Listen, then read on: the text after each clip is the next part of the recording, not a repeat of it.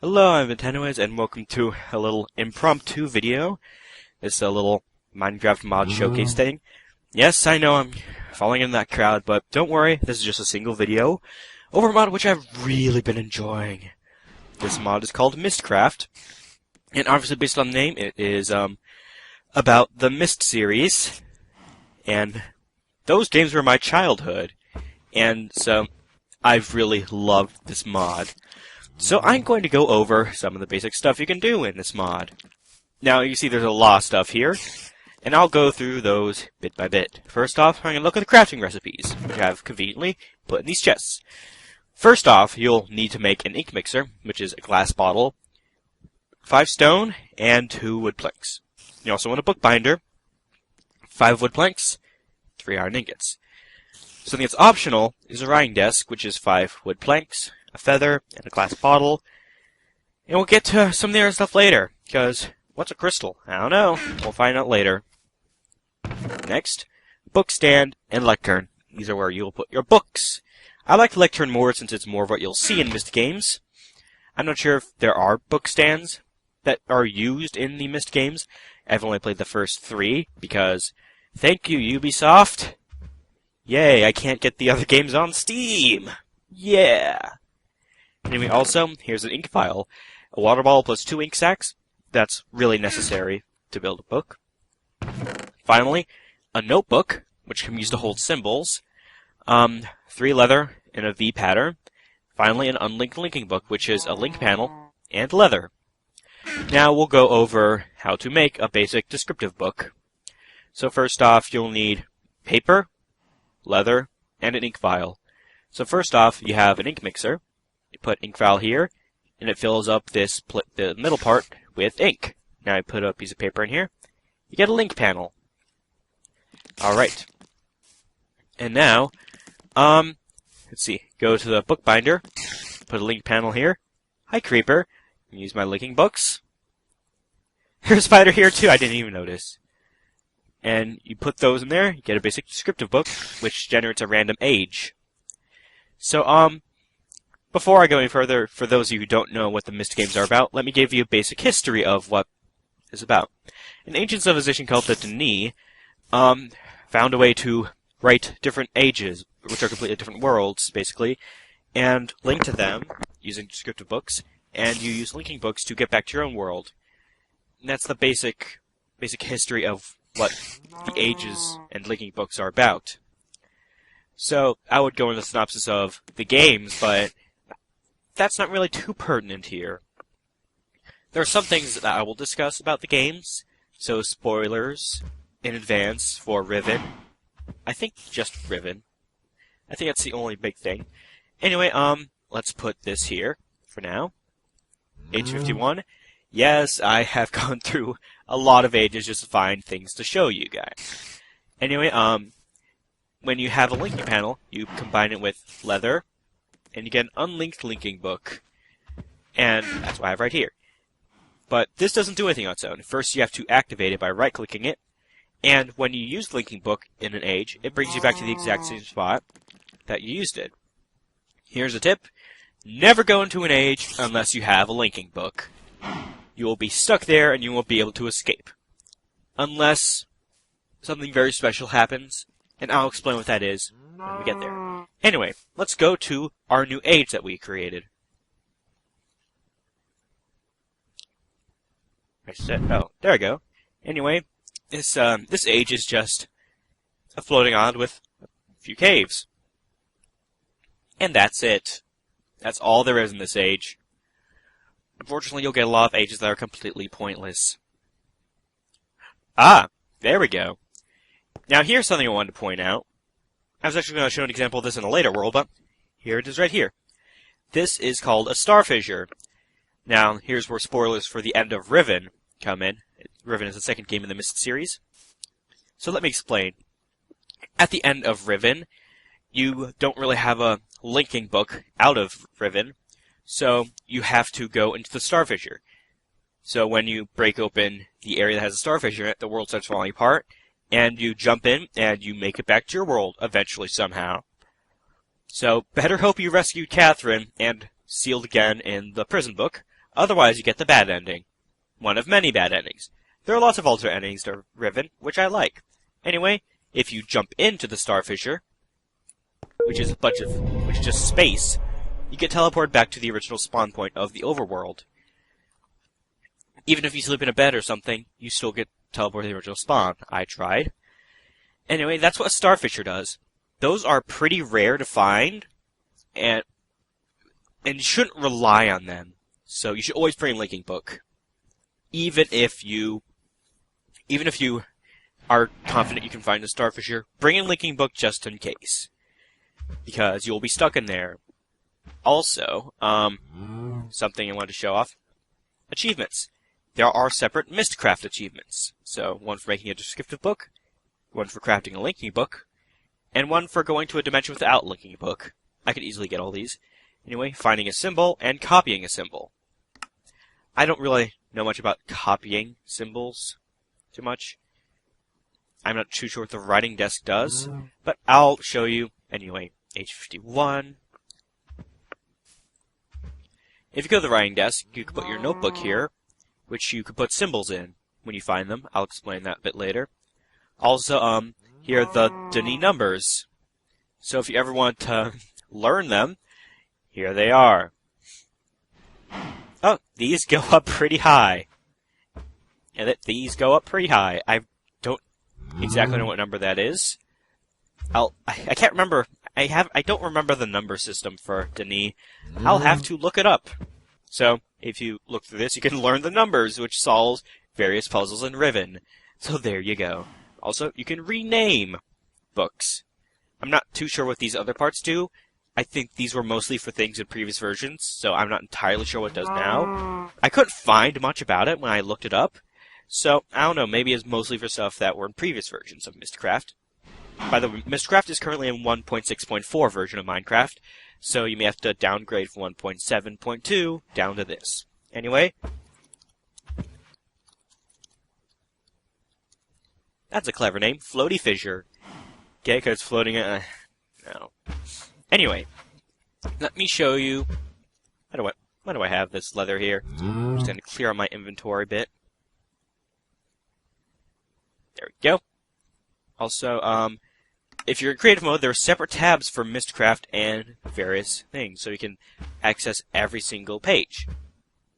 Also, you can spawn in notebooks that have various symbols. We'll get to those later. Anyway, here's one age that I found that was interesting. Just to start off, mushroom biome, right at spawn. Tons of mushrooms and mushrooms and everything. Alright. That's mostly it.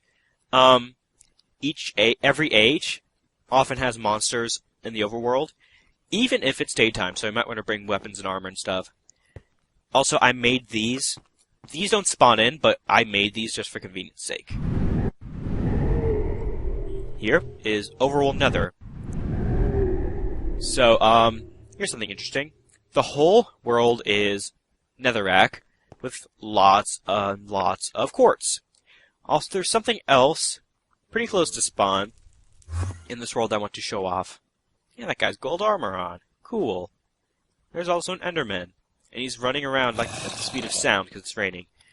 Hey, skeleton. Here to enjoy the library. Oftentimes you'll find a library, which has a bunch of books and pages with symbols on them. When making an age, well, not making age, you sort of are making age. When making a descriptive book, when you just put in the linking page, you get a basic descriptive book that is a randomly generated, usually stable world. But when you put in a linking page, you can also put in these other pages, which influence the world. But you have to be careful because this could create instability, which, if you're not careful, will destroy the entire world. So be careful about what you put in. Don't go overboard. No, I don't want to do that. Let's put these in my book. My notebook. Alright. Now what are these? I don't know what these are. These kind of look like nether portals, except they're not. These are portals, obviously, but they're made of crystal. Here's how you get crystals. Sometimes in random worlds you'll find crystals. Sometimes in these structures, sometimes not. When you break them, they drop a crystal block. These glow kind of like a glowstone, obviously. Not obviously, I was lying. It's not obvious. But if you hold on, arrange them to a portal shape, any portal shape, because I assume it's because of the newer Minecraft way of making nether portals, but the same works for these portals too. You can make them any size you want. I assume this is because of the way that makes nether portals. You can make them really big now. But you have to have a receptacle, a book receptacle, which I have in this first chest here. Put them in a circle shape, square circle, and you get a book receptacle.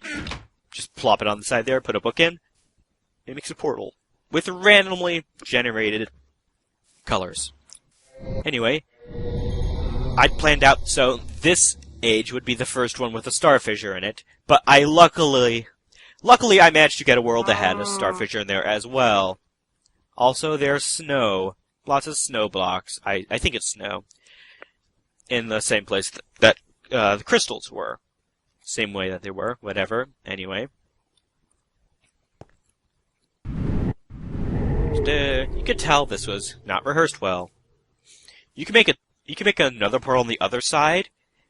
So, it works both ways, as long as you have portal, descriptive book, a linking book if you want to get back. Anyway, here's something else I want to show off.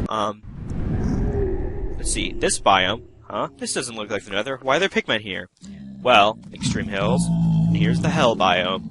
Pigmen spawned in here, and only pigmen. Actually, that's a lie. Other nether mobs can spawn. I've seen ghasts before, and it really startled me because I'm like, why is there a ghast here? This is the overworld. What's going on? Well, this is the overworld I'm in right now. Not exactly truthful. Floating coal. Now, you get these, occasionally get big blocks, big floating blocks, in this case of coal. There's nothing really silent, just big condensed blocks. Sometimes just cobblestone, sometimes it's obsidian. In this case, it's coal. So, lucky us. Here is another thing that's interesting. A sort of underworld-like place. Everything's underground. And, if you're wondering, yes, there is a surface. Which I will show you. I just dug straight up. And there is a surface to the underworld. Well, I will go through the underworld more in a bit, but there's a surface, in this case, mushroom biomes. With creepers and mushrooms. There they are. I was wondering why they weren't showing up. But yeah. But underneath that, there's a huge underworld area. It is pretty nifty. Oh, there's a mushroom biome there. Yeah, but it's just a pretty cool place. Monsters everywhere, of course. So, that's one thing I wanted to show off. Let's see, floating coal, underworld, endless ocean. Here's a completely pointless world I found. Or age, sorry. Just an endless ocean. I mean, sure, there are caves and stuff. Wait, what? Oh, what? Excuse me.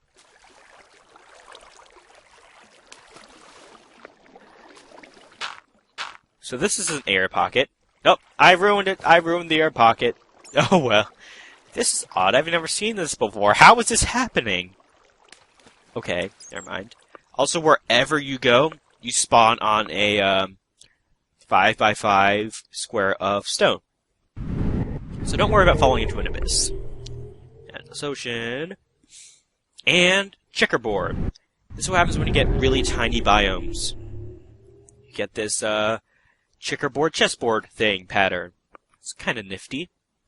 Sort of pointless, but kind of nifty. Next. Endstone. Much like the netherrack, I found a world that had a bunch of endstone everywhere. And there are chickens in the water. Yeah, I found that just to be kind of cool thing I found. Let me see. I don't know if there are many caves in Endstone World, but oh well, it's just really cool. Next, Skyward Pathways. I think, hold on. Scratch pages. Up, and S. Wood. There's a certain thing. Tendrils. I think this is what the tendrils page does. Hey, get these little tendrils. In my case, they're made out of wood. I haven't encountered another one. I'm too lazy to make one. So, there might be other materials that these can be made out of, but I just found it really, really cool. There are these big tendrils of wood everywhere. And now the final thing I wanted to... Well, not the final thing, but one of the last things I want to show off is instability. When you manually make a book and insert random symbols in, you could create an unstable world. Like if you had put in single biomes and then put in multiple biomes, that creates instability. In certain cases, like dense ores will automatically make the world really unstable, and the world will start destroying itself in various ways. Let me show you just how. You can already hear that stuff is going on. In this world, you can see that there's diamond and emeralds at the very surface. In this case, iron in the trees. Well, there was a tree there. Anyway, you see there are explosions and fires and lightning and everything and meteors and stuff. Just destroying everything. Also, you'll see these weird red blocks. This is decay. There are various different types of decay. This one's red decay. This will hurt you in survival mode. And they also glow for some reason. So you better watch out for that. This will completely destroy a world. This spreads quickly and you're not going to like it. So if you make a world with dense ores, you better work really fast because the world's not going to last too long and you will likely die. So just a bit of warning, if you decide to just mine out everything, make sure you get done quick. See, look, there's 4 diamond right there. Nice. Yeah, as you can see, there's red decay everywhere. So this world's going to be destroying itself unless you... Actually, there's no way to stop the decay. You're just doomed, so you better hurry. Now, one last thing. If you warp with a book, and you don't... Actually, hold on. And you don't put it on a lectern or a book stand, for example, I'll go to Lodi Fisher's age. And I'll just use linking a book without putting it on anything. Alright. Now I'll go back to this age. I got achievement. You see this book is on the floor. You can pick it up, but you can also kick it around. So these can get destroyed pretty easily. If these can get damage if you don't pick them up. So there you go. So let me just bring this over here. Try that again. Just they do get hurt. You bounce them around, and yeah, they take damage, and they can completely poof out of existence, and then you'll be out of luck. Luckily, in this case, I have a Starfisher. Yep, see, the book's gone. This same thing happens with descriptive books if you don't put them in lectern or book or bookcase, not book holder. I forgot what they're called. That's how much I don't use them. I forgot what they're called. So jump to the Starfisher. There we go. All right, so that's the basic stuff of Mystcraft. There is no definite goal of it. It's just something really cool you can do. In the case of dense ores, you can get... Oh, there's iron right there! I didn't need to use dense ores, there's already iron! Anyway, that's the basic stuff of Mystcraft. It's a fun thing to explore. In my case, I've overexplored places. But, it's just really, really cool. It brings back a lot of my childhood memories. And, let me know if there's anything I've missed that you want me to show off, because I can easily do that. But for the most part, that's it. I'm Bentendowhis, and I'll see you guys later.